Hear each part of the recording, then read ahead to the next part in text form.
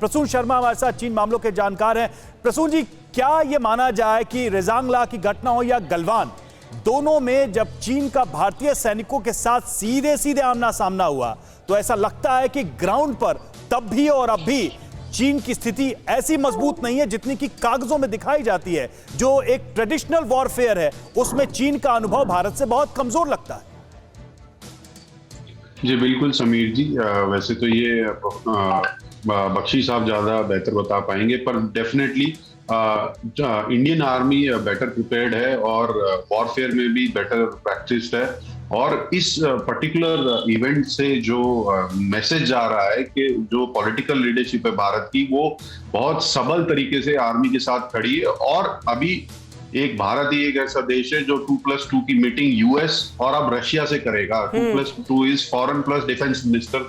उस मीटिंग से पहले हमारे डिफेंस मिनिस्टर एलएसी पे जाते हैं और ये संदेश देते हैं वो मेमोरियल का इनॉग्रेशन करके, जो कि 62 की भारत चीन युद्ध का एक बहुत ही भारत का जो साहसपूर्ण इवेंट था उसको दर्शाता है। तो ये एक बहुत बड़ा सिग्नल है चाइना के लिए और पूरे विश्व के लिए कि भारत डटा रहेगा एलएसी पे, कोई भी दबाव या प्रेशर पे चाइना के वो झुकेगा नहीं। और मीनवाइल जो डिप्लोमेटिक एंगल्स है, जो कॉम्प्रिहेंसिव नीति है इस गवर्नमेंट की, उस पे काम करता रहेगा मल्टीलैटरल फोरम पे, क्वाड में, रशिया के साथ, यूएस के साथ। बिल्कुल बिल्कुल सही बात है प्रसून जी। अखिल पराशर साहब इस वक्त हमारे साथ मौजूद हैं चीन से ही। अखिल, लेकिन अब 1962 को जब हम याद करते हैं तो भरोसे को जिस तरह से तोड़ा गया, जिस तरह से पीठ में छुरा घोंपने की कोशिश की गई चीन की तरफ से, और वो दौर और आज का दौर, ये सिलसिला अभी भी जारी नजर आता है।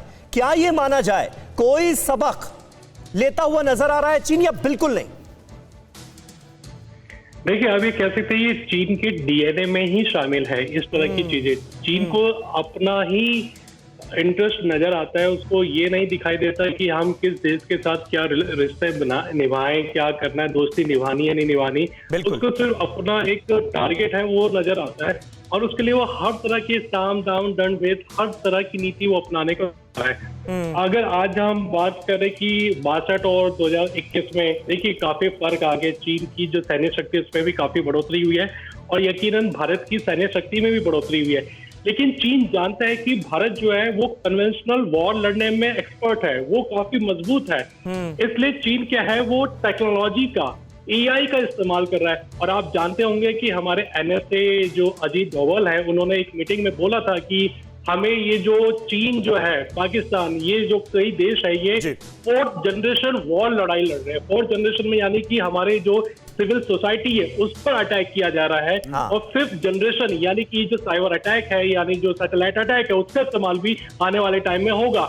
हमें इन चीजों को देखिए, आज जो आप बात कह रहे हैं, देखिए एक कोइंसिडेंस है कि आज प्रधानमंत्री ने भी जो सिडनी कॉन्क्लेव हुआ उसमें ये बात कही कि आने वाले समय में जो डिजिटल ताकत है वो भारत की बड़ी ताकत है और ये अपने आप में एक अत्याधुनिक वेपन है जिसमें भारत भी एक महत्वपूर्ण भूमिका निभाता नजर आ रहा है।